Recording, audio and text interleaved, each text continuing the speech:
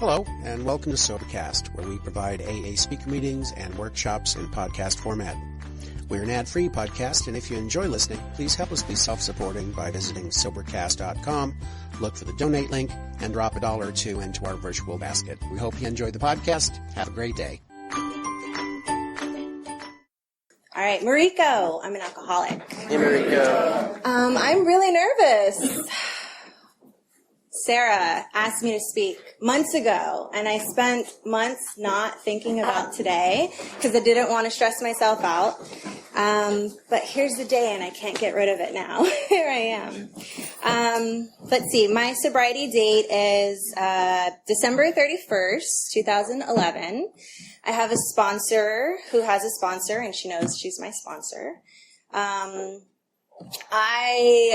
What? I don't know. I'm really nervous. Goodness, look at all your faces. Okay. Yeah, so I started drinking when I was 14. I grew up in the Bay Area in the East Bay. I grew up in Albany, and then I went to El Cerrito High. And I was a freshman, I started drinking, and I remember the first time I got drunk, I was just like free, you know. I was free of whatever I had, all the shit in my head and my feelings that I had grown up with, that I carried around me. And so I really liked that feeling of like just like letting go, you know. So I was like, every Friday I was like, when is Friday coming? Every day. I couldn't wait. Friday I would skip school and go drink with everyone. And I became a truant. Eventually, I got arrested for grand theft auto. Eventually, I got kicked out of my house. You know, I had a lot of consequences, but my consequences didn't bother me that much. I just thought, like, that sucked. Probably shouldn't do that again, or probably shouldn't hang out with those people. But I never thought, like, oh, my drinking. I never wanted to look at my drinking, and it never really crossed my mind, you know. I always thought that alcoholics were, you know, like old men that like sat in like a dark room and smoked cigarettes and like lived on the street. Like, I didn't know that it was possible for like a young girl to be an alcoholic, like a young person, or, you know, whatever. I had consequences, but I didn't have, that too low of a low. I was always functional. I was never fired as a direct result of my drinking. I was fired for other things. But, yeah, I was drinking, and I got this job. I remember I was working at Chevy's in Emeryville. And at the same time I was going to DVC, or Berkeley City College. And, I remember like everyone, like the managers, like wanted me to work more.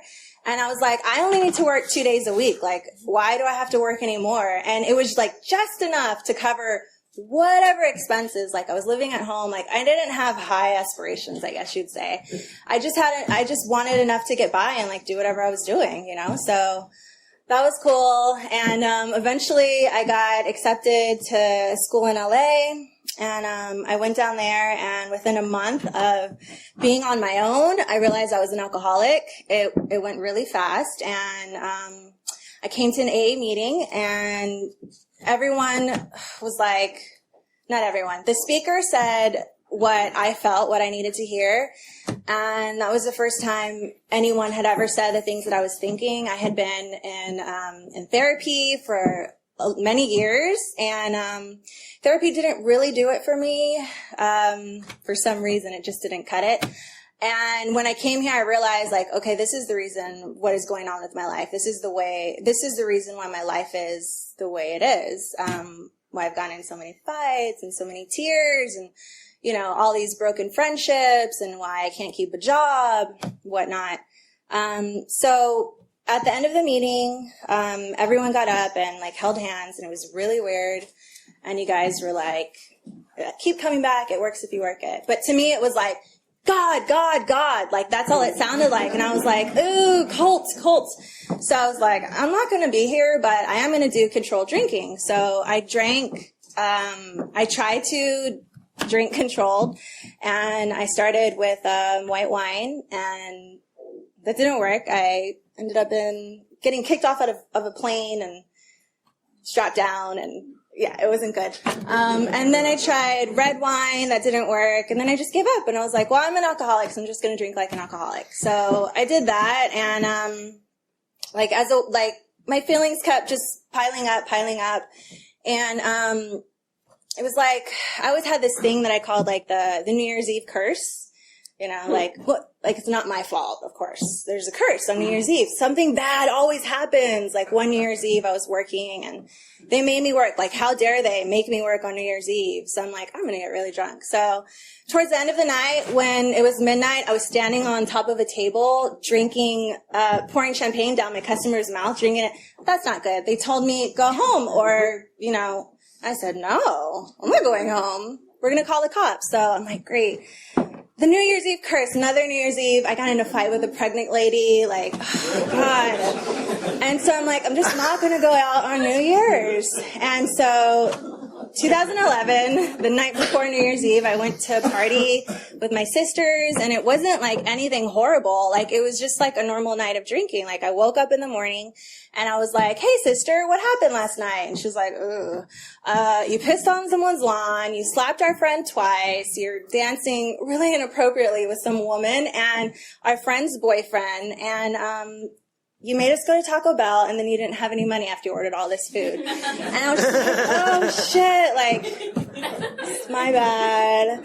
And so that was like the day I was like, oh, okay, like, I think I need to stop drinking. What do you think I should do? And my sister was like, just try it for a year. So I'm like, okay, because I definitely don't think I could do this for the rest of my life. Like, I kind of know I need to, but there's no way I could do that. She's like, just try it for a year. I'm like, okay, I'll try it. So eventually I brought myself back into the room. And when I came here, there was another woman up on stage, and it was like, or at the panel, whatever. And she was like, after the meeting, she was like, are there any questions? And I was like, what do I do? I'm 18 days in. Like, I don't know what to do. And she's like, call me, talk to me after the meeting. And that was like my first interaction with, like someone in the rooms that like kind of reached out to me, like it was like a personal thing. Like I felt it, like call me, like no one had ever like said that to me before, even though like I took the first step to say like, I need help. But after that, basically what they told me to do is just like, get numbers of women in the program. And I was calling, and I got a sponsor, and, I started working the steps and going to meetings almost every day, and started, procrastinating a lot on the steps. And that took me to like not a really cool place. Like 2 years into it, I had finally finished my fourth step, and I was in a lot of shit because I was like walking around with all these feelings, and like, I guess if I could be anyone's poster person for like, do the steps, because it really sucks when you don't. And so after I did my fifth step, it was like shit changed immediately. It wasn't like, oh, I feel so much better. It was just like my actions started changing because I was able to see what I was doing. And I was living in LA for a while, and then I moved back up here in November, and I was just about to start my amends, and I had to be willing to like get a new sponsor because my sponsor wasn't going to sponsor me with all this space in between us. So I fumbled around for a year, and it was like really tough, like not having a sponsor, because I didn't have anyone to like bounce my thoughts, my ideas, check in with daily, and I wasn't working the steps. So pretty much I've been like stuck on step 3. She's yawning. I've been stuck on step 3. Like learning to let go of my will and try to get God's will. And I finally got a sponsor, and she's like exactly the sponsor that I need when I stop like holding on to like my judgments and like, my will. And so now we're on step 4 again, and we just started yesterday. So yeah, I'm looking forward to it. It's like, it's pretty scary, like stepping out there and not knowing exactly like what I'm going to get. But pretty much like if I look around the rooms and I see, people with smiles on their faces, I'm like, that's what I want. Like, I want what happy people have, you know. I don't want like the bullshit that I feel or that I think, these circles. I want happy, joyous, and free. And like, if I just stick with the winners and the people that have that happiness, you know, it's like motivation. Like, I want what you have. So, you know, I'll just stick around and one day at a time, because I can't stay sober forever, but I can stay sober today. I don't have to drink in between meetings. And tomorrow I'll just do the same thing. And wow, I got through that. Thank you. I'm an alcoholic. My name is Willis. Hi, Willis. Thank you so much. That was really funny and cool. Welcome, Natasha, Heather, Christina, Io, Mitch, Ruth. Welcome back. If you're coming back to AA, I had to leave AA and come back. So I know what that's like, and I hope that you, this sucks.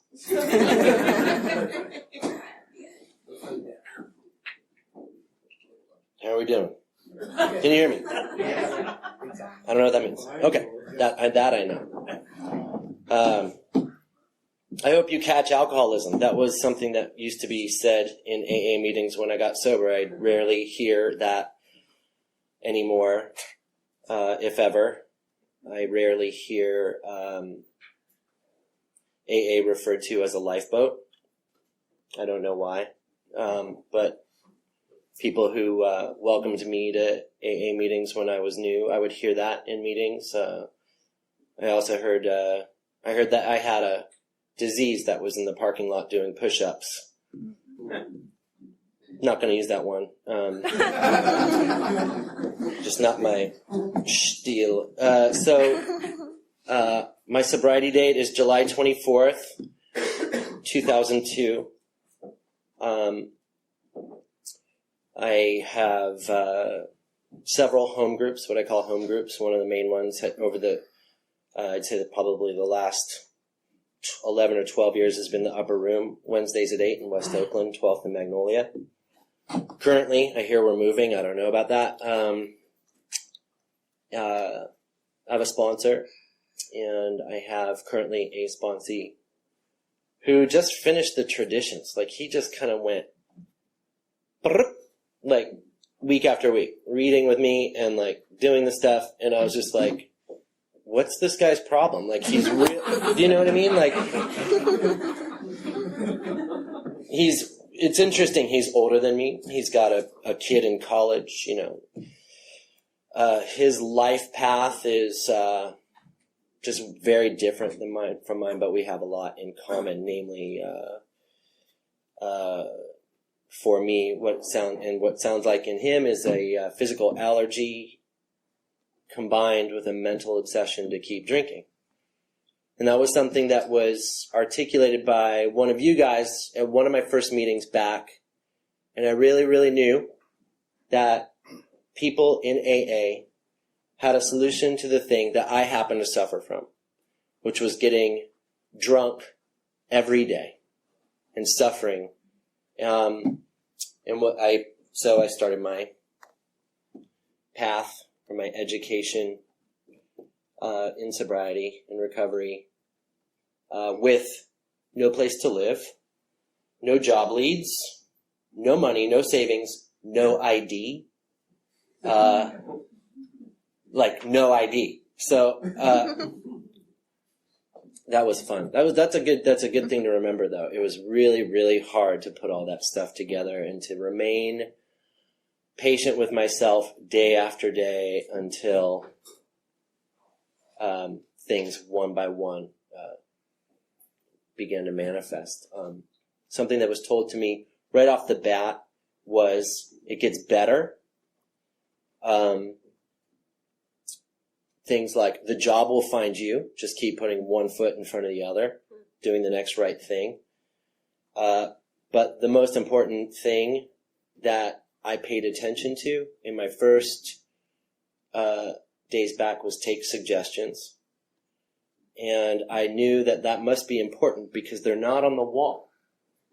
So there was some kind of In-N-Out Burger secret menu to, one of the suggestions was work the steps with a sponsor. I was like, check, but what about all the suggestions? What are they? Where are they? People are like, you listen for them in meetings.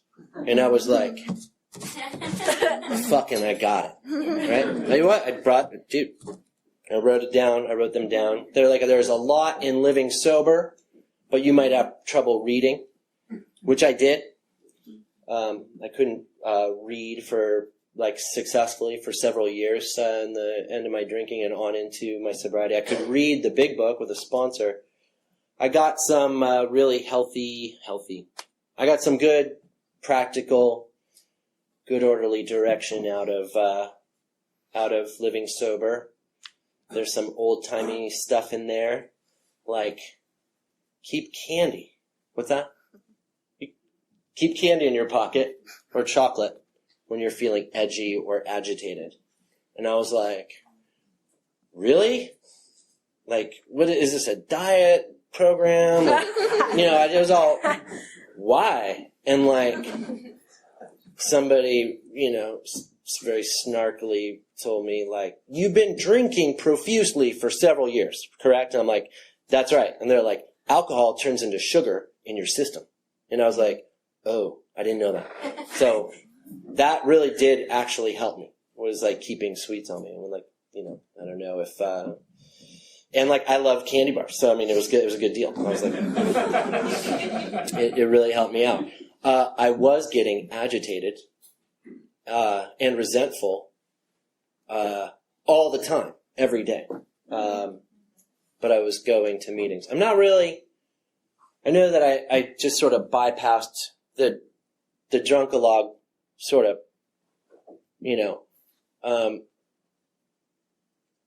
I figure that if you're at this meeting on a Saturday night in Alcoholics Anonymous, you're probably here for the same reason that I'm here, which is like that I have had a serious and deadly drinking problem. And so I used alcohol to isolate. I used alcohol to socialize. I used alcohol to celebrate, to bypass mourning or grieving, to numb that shit out.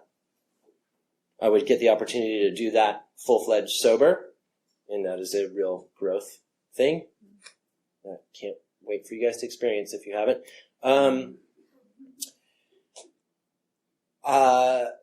I used it medicinally to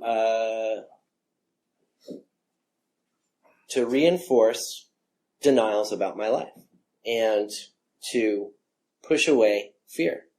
Fears, plural, many.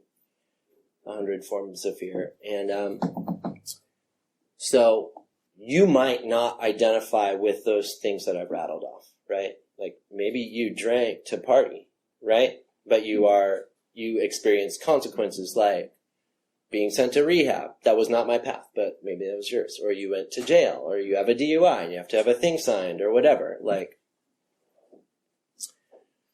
that is fine. That is totally fine if you don't relate to my particular story or my relationship with alcohol,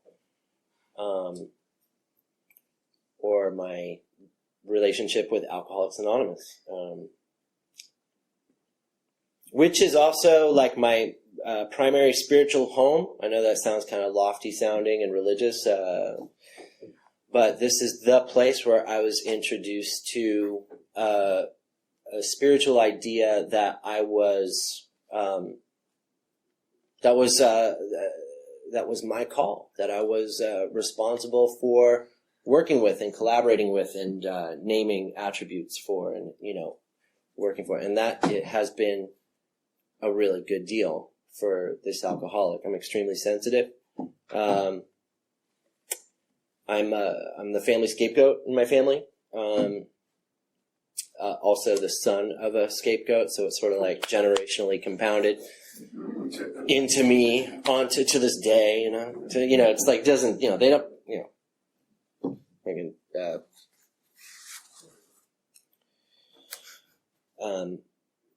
but there's other programs for that. I can talk to you about that after the meeting. So I was doing service at a couple days sober. I was being dragged from meeting to meeting by these young guys in AA who put me on their couch.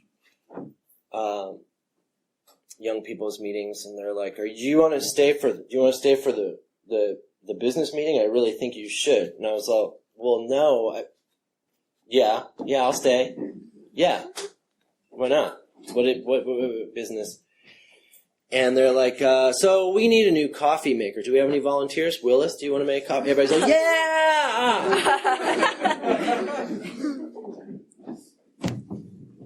My first resentment was set in stone right in that moment.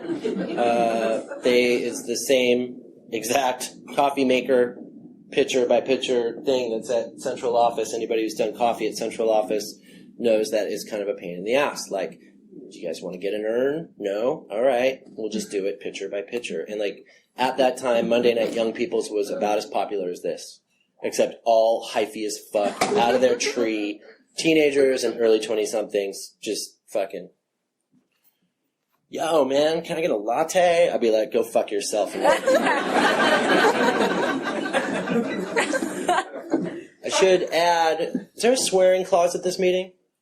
No. Fuck yeah. So I should add that I was 30 years old just a couple weeks. I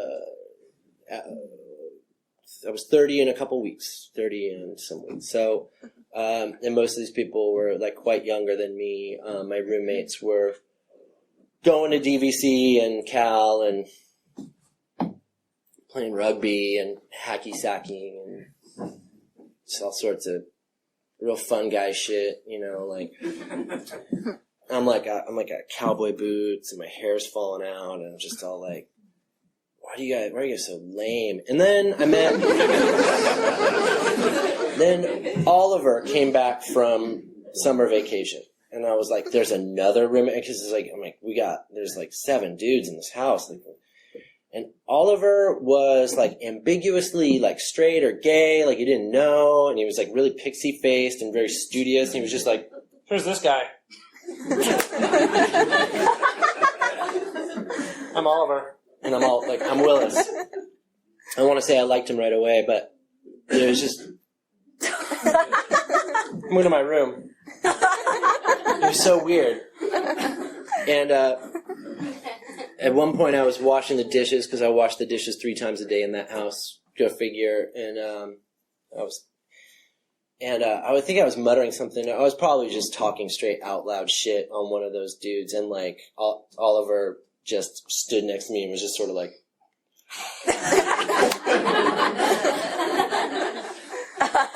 I like you, Willis. You can hang out with me anytime. And like, this guy talked me through so many resentments. He wasn't my sponsor. It was like, I was told early on, like, even if you're not into the steps, even if you're just, packing Snickers or whatever, get a meeting buddy, somebody that you've gotten sober with. And he was one of these dudes. He became a 10-step buddy and like one of my best friends. And I'm really sad he lives in Seattle now, but like we still stay in touch. But it wasn't a suggestion or advice, but he listened to me on the phone one night go on some kind of tirade, probably about a girl or an ex or something I was in fear about, well, that was it. He goes, he waited until I was like, passed out of breath, and he's like, Willis, what are you afraid of? And I was like, that's a really fucking good question, Oliver. Let me think about that for a second. Mm-hmm.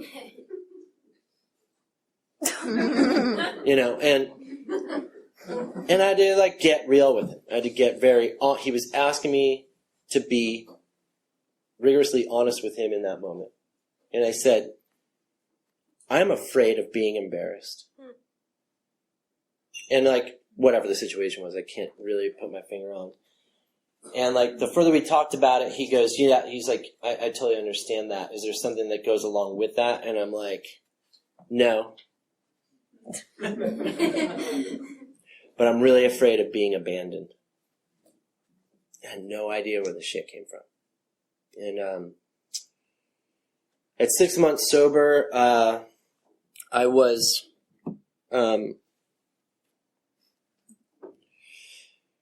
brought to the area H&I meeting by my sponsor, Skater Dave, my first sponsor, and we were making, that hissing sound is so unnerving. Anyway. And they're like, I'm like, why are we here? Is it to some weird, smelly church room and all these really happy people just stacking books, all yip, yip, yip, yip. And he's like, they're like, they started the meeting and they're going through people with commitments and stuff like that. They're like, is our liaison here? And he's like, here, I have to step down because of, I got to go skateboarding. I don't know what he said. And they're like, okay, is anybody here who would like to volunteer? Or does anybody have a nomination for the position for H&I liaison to the area, our area meeting? And he goes, put your hand up. And I'm like, why? And they're like, oh, great. Willis, fantastic. And thusly, again, the AA Railroad, choo-choo, got railroaded into that one. And so I started doing H&I service and area service. All that stuff is like learning the hard way, like H&I is part of AA, but it's not. It has its own rules and it has its own function. And there's a lot of stuff to really learn from doing that kind of service that was very different than, what we do here. Does this go in and out? I'm totally getting paranoid. It's okay? I'll just trust you guys. And, I took a meeting into Thunder Road. There was a kid that wanted to be sponsored. I sponsored him through the fifth step into the amends process until somebody goes, you're not really supposed to be sponsoring that kid. And I was like, oh, why? And they're like, dude, read the pink pamphlet again. I was just all so consumed with I gotta serve, I gotta do all this, And, but the kid did the work. I mean, he became a pastry chef, he became a marathon runner. He's living in New Zealand. I'm just I don't know if he's still sober. Really cool guy. And, he was very young and he had that willingness, he was desperate to get sober. But I had to, he left Thunder Road, and I have not, since that time, sponsored a person who is in a program. Because I want to abide, I don't want to put my desire, I don't want to inflict help on anybody when there's rules, right? If I want to, do that, I'll just go to Thunder Road and be like, hey man, I'm fucking an AA guy, and I want to save some fool. We're your fools. They'll be like, that's great, because we tell them they need sponsees. It's like we have to learn cooperation the best we can from the places where it comes. And so it's been an interesting, I think I used the word education in here and stuff. The thing it brings me back to is it was probably one of these old timers that, just totally unwrapped a resentment for me, right, but you can't sponsor a dude, you don't know the rules. And I'm all oh, fuck, hate that guy, and he was right. And I had a consequence, so we learned to eat humble pie and enjoy it. Tough crowd. Am I that boring? Who's texting? All right. Just a quick jam through the steps, because I'm sure I've got a lot of hot air in me, and I'm pretty close to time. Am I close to time? No? All right. No. I'm getting just a look. No. I think if you're here in AA or you're back in AA, you've done the first 3 steps. I mean, that's how I felt. I was, I don't know why that's funny, but, I was physically, mentally, spiritually, and emotionally bankrupt. Like, I had the DTs. I felt like I was unsafe to myself and others. And I immediately felt like much safer once I was here in meetings with you guys. And they're like, hey man, you're a powerless fool. So if you want a higher power, we can be it. We're a group of drunks. I'm like, that'll work. That changed over time, but that worked for me. Like I said, I got a sponsor really early on, and I was writing my fourth step I had gone out before finishing my fourth step last time, my first time in AA. And I was petrified of getting struck drunk. So, and I made the mistake of lipping off, not lipping off, but just saying that out loud in front of some of my AA nerd roommates, and they're like, oh shit, check it out. Willis is afraid of doing his fourth step wrong. Oh shit, hey man, come here, Billy. Like, come here, Billy and Luke, and let's all have a powwow and tell Willis our fourth and fifth step stories. And I'm all like, oh, which they did. And the biggest message that I took from that, they didn't have to do that, they did that, was like, you're afraid of doing it wrong. Why don't you set out to do the worst fourth step in the history of AA? Just be thorough about it. Only you know the first column. Only you know the people, places, and things that you have resentments towards. That's the you part. First two columns. Like, and if you don't know what that affects because you're fried, if you don't know what your part is, then fucking take it to him anyway, because it's his job to help you fill it out. Okay? And that's what I tell people.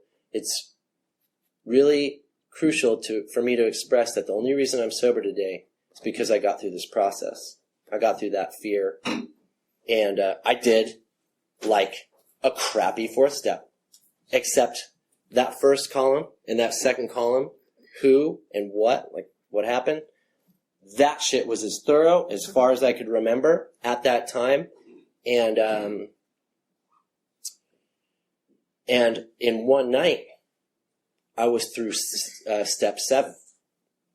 So I really kind of wonder, because we did it out of the big book of AA, I really wonder why people are on the 6th step for anything longer than a few minutes, or the 7th step. I don't know what book they're using.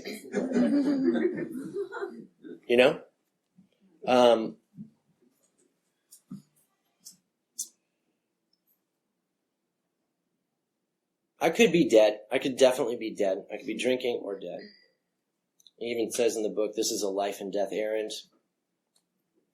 So when somebody's willing to read with me week after week and do the writing and start hitting the pavement and contacting people and righting their wrongs, like, it gives me the greatest feeling. I was going to say joy, like the adequate replacement for the buzz of alcohol. No. I mean, Bushmills whiskey is perfection in a bottle. I don't give a fuck what any of you guys think. It's a bummer. It's a big sacrifice, right? Doing your fucking inventory and doing your amends and doing AA and doing service in AA and in the outside world does not get you high. It does not get you drunk. As an adequate replacement, we get things like, we get return to humility, we get return to sanity, we get gratitude, and if you are fortunate enough to stay around, you will hear old-timers talk about grace. And you will feel grace in your life. And you'll acknowledge it, too. 10, 11, and 12 are considered the maintenance steps, and I was like, I'm not going to be one of these maintenance step working people. That sounds like stupid. Because there are other people in AA are just like, no, when I get done with the steps, I start them right over again. because like I want to be in the process or whatever. And like what I found over time is like there's no right or wrong way to do the steps. Thank you. If you get through the steps, and I did do that, I worked the steps all the way through a few times in a row until I was just like, oh, I see what the maintenance steps are all about. 10, 11, and 12 are a constant sort of inventory, processing, righting wrongs as we go, amend making, checking in with God process now that I have one, right? And so I know it's dull, but I mean, I'll get to the spicy stuff in like 5 minutes. All right, he's gone. I can't hold my piss, dude. I got fucking piss, man.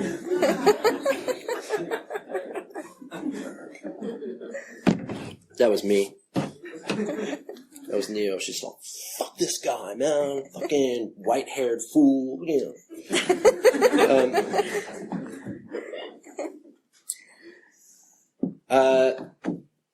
Today, I think I mentioned earlier, like having a 10th step buddy. The 10th step is a spot check inventory, daily inventory, and which is like when you do this step, you gotta write it down, dude. You gotta have this and this and this and this ready at the end. You gotta have it on your bedside table or whatever.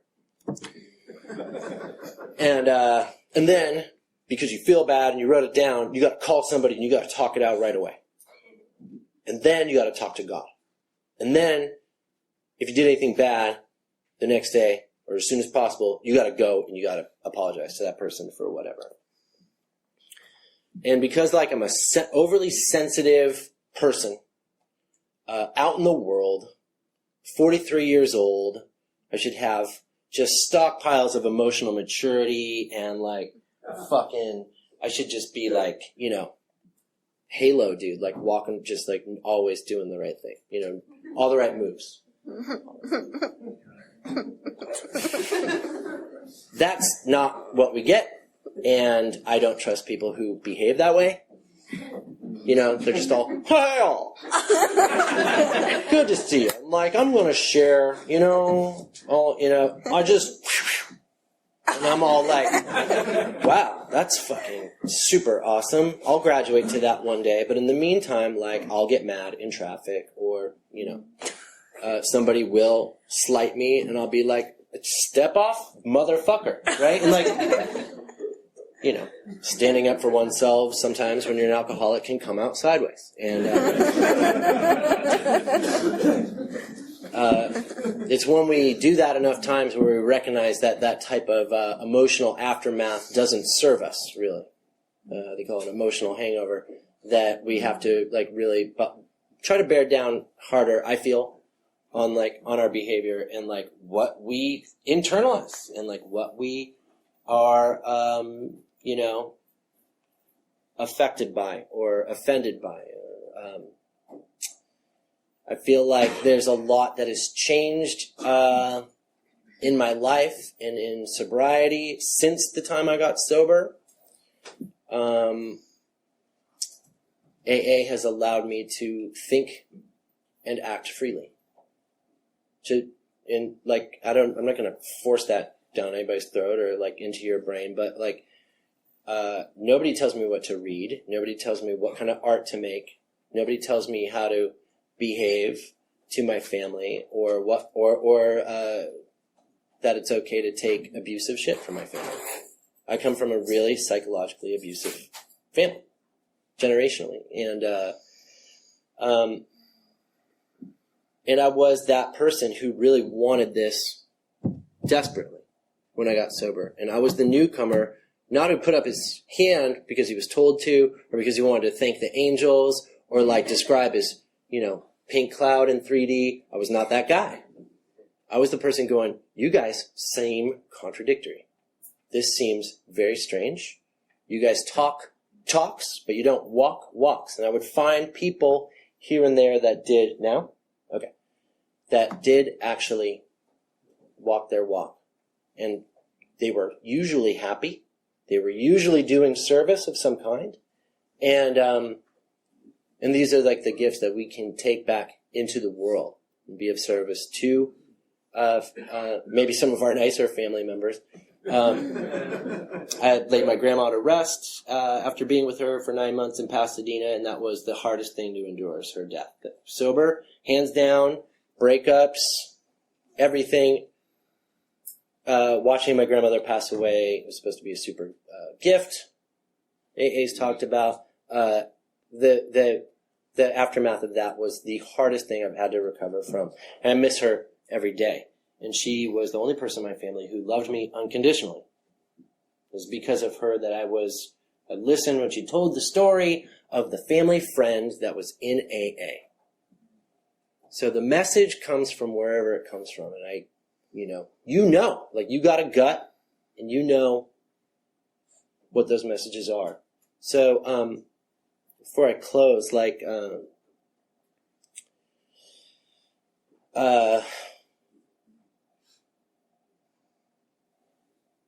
going to opine, if I may. I've got you guys all hostage. So, I think that I'm a user of social media, and I think it is a new escape route for people from the rooms. I've watched it happen in 13 years. I think when people are encouraged to use an interface and not talk to each other, that's dangerous. That's not what AA taught me. So I highly encourage anybody who is trying AA to read everything, befriend old-timers, and see what it is that this program has. Not what, the Facebook group that's kind of related to the program might have, besides whatever it is, but the concrete and substantial life-changing things that go on here every day. And it's harder to pay attention to the newcomer who gets it and whose lights come on when they're behind their computer or when you're behind yours, etc. And so that's why I keep coming back to AA.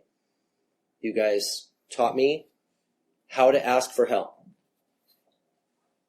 And I keep coming back to AA because I still need help and I still need to remain teachable.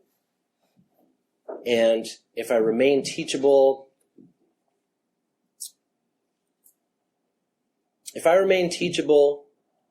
I stand a greater chance that my smugness and my arrogance and the things that still linger that I try to work on will dissipate over time.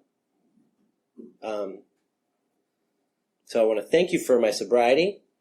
And I am speaking tonight for Ignacio, who is a good friend of mine who got 20 years just this week, who got a phone call from a friend of his from the ICU.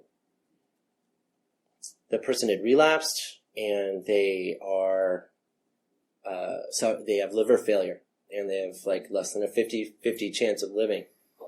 So I said, go be with that dude, and if you make it back over the bridge, I'll be here to cover for you, and if not, so I mean but he'll be back. I think he's going to be put in the roster and maybe say a little prayer for him or whatever, and his friend. But that's what we do.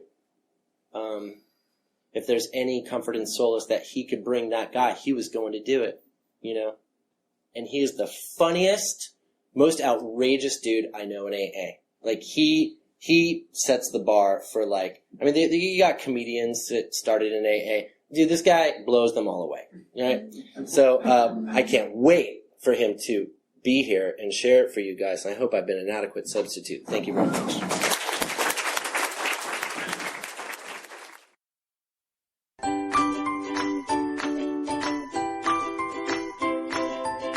Thanks for listening. I hope you enjoyed the podcast. Sobercast is ad-free, and we'd like your help in order to keep it that way. So if you'd like to help us be self-supporting by pledging $1 or $2 a month, visit Sobercast.com and look for the donate links. Thank you very much.